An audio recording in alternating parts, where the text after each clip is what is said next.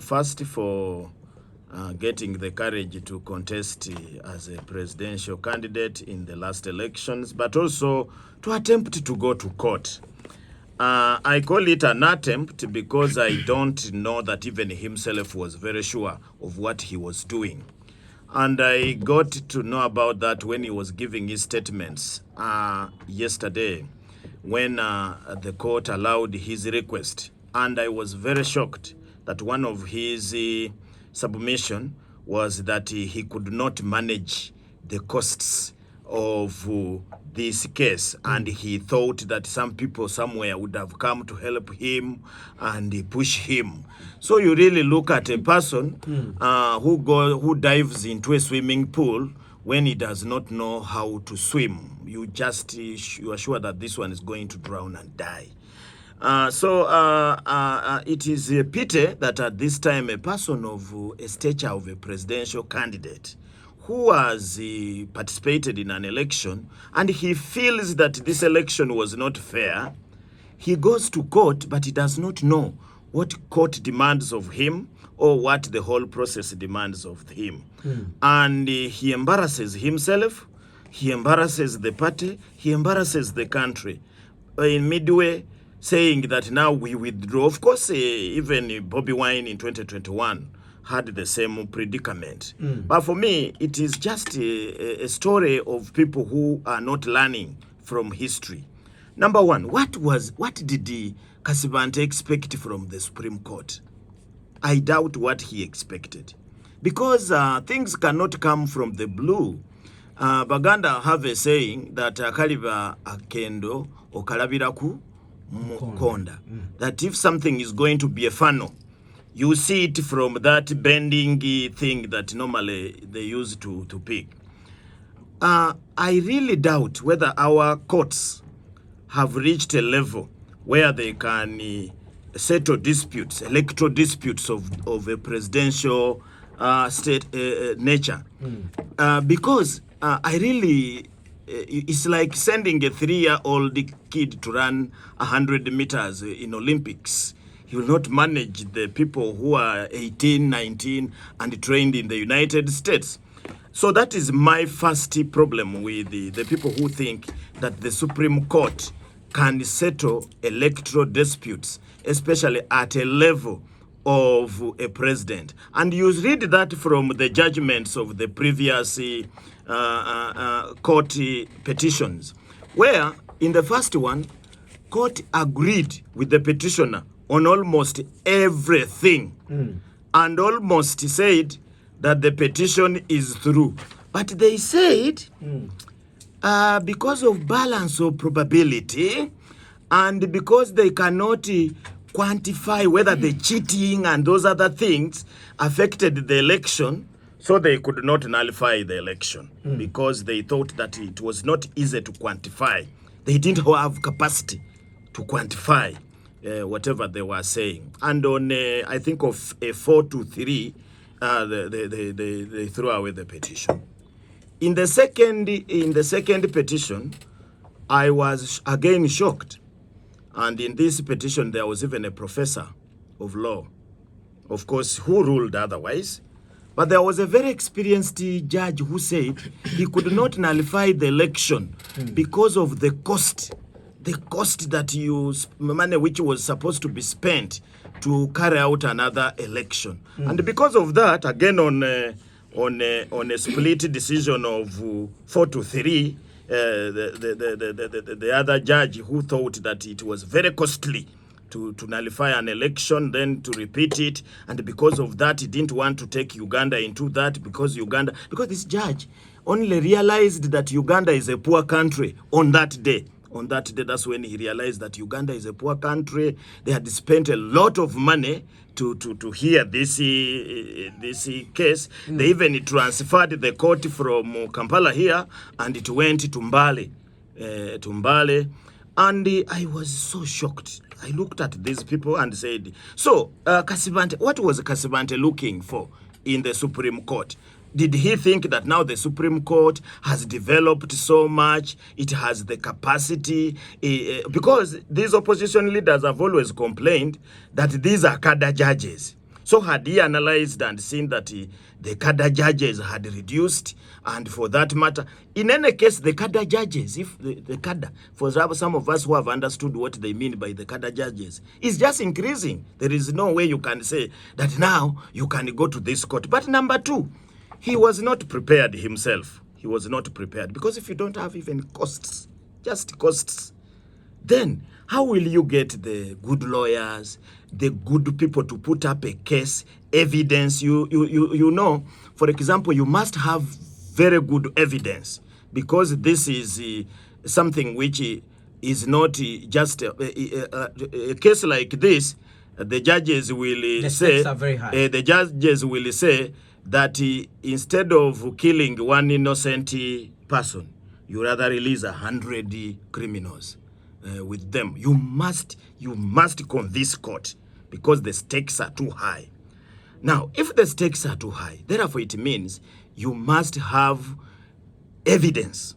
Now, what is the evidence?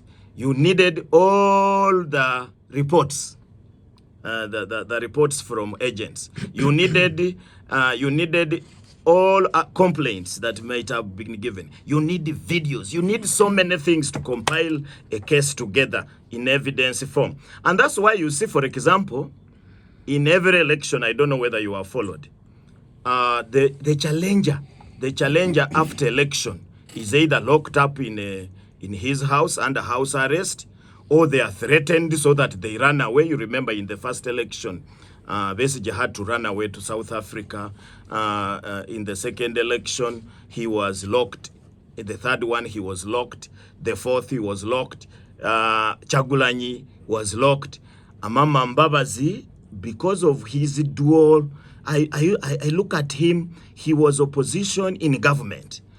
For him, he was allowed to go home, but he also complained that he was not given enough time to look for enough evidence. Maybe he was a cadre. And that's why you see Mama Mbabazi right now, from the look of things, he's back in government, because I've seen him, even the president giving him some duties. He's already back in government. So who knows? Maybe it was just something to sanitize some election thing. I'm not sure.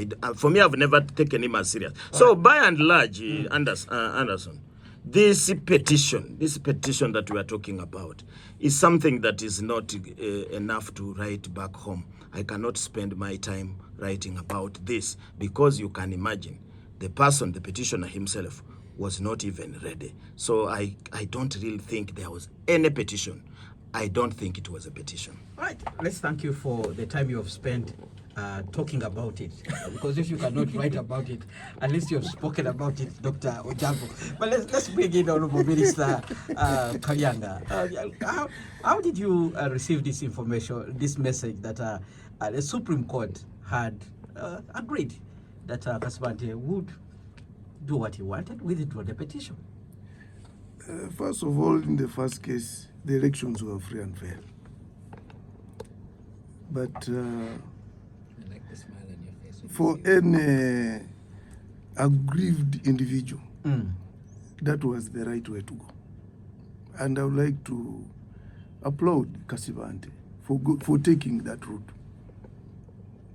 He would have done something else, like mobilizing people to riot, but he chose to go to court because he was aggrieved. But for him to take that route, I would like to uphold him. But just as Dr. Robert has said, there was really nothing much to go to court over, because the elections were free and fair. However, I think it's an important milestone in Uganda's constitutional and democratic journey.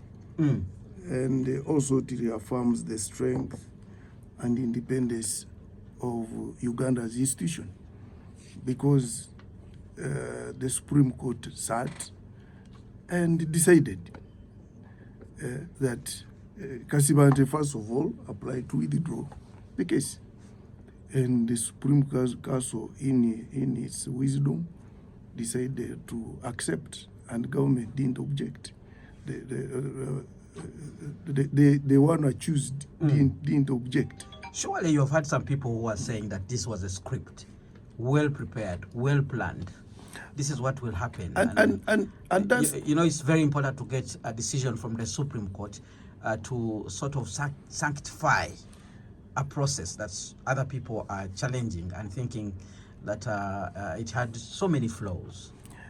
You know, the whole issue with Ugandans, they will always criticize a decision of court, depending on which side it goes.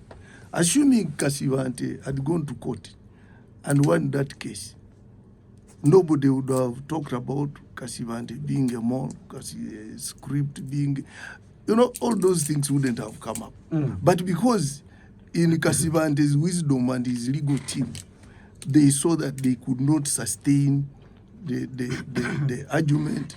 They didn't have enough evidence. No, they those decided were not to the withdraw. reasons they gave. They gave reasons. One, they didn't have the resources, and also the process itself is very cumbersome.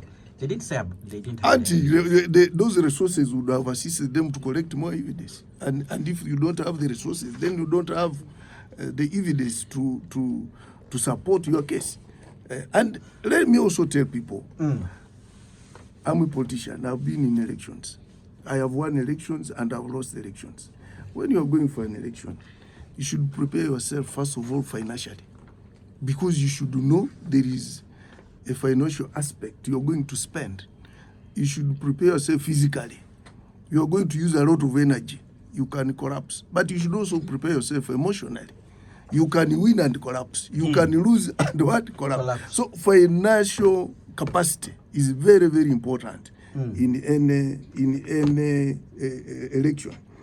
But now, what has happened now, we have now settled the legal question surrounding elections. But we should also understand that really democracy goes beyond court rulings. It goes beyond court what? Rulings. I think we need now to look at, assuming there are issues which Kasibante had raised in his petition, and they are valid issues. We need to look at a way of now looking at them. That was a court ruling, and it's over now. But democracy should go beyond court rulings. We need to look at now what did Kasibante bring out in his petition. He didn't sustain the petition because, as you have said, he didn't have resources. But did he bring out issues that were very, very important, that can really reshape our democracy and that can assist us to even improve on our elections? Those are the things now we should think about. And for democracy to go beyond court rulings. And me, that's what I would do. I would say we shouldn't rely solely on legal conclusions. All right. But we should think beyond that. All right.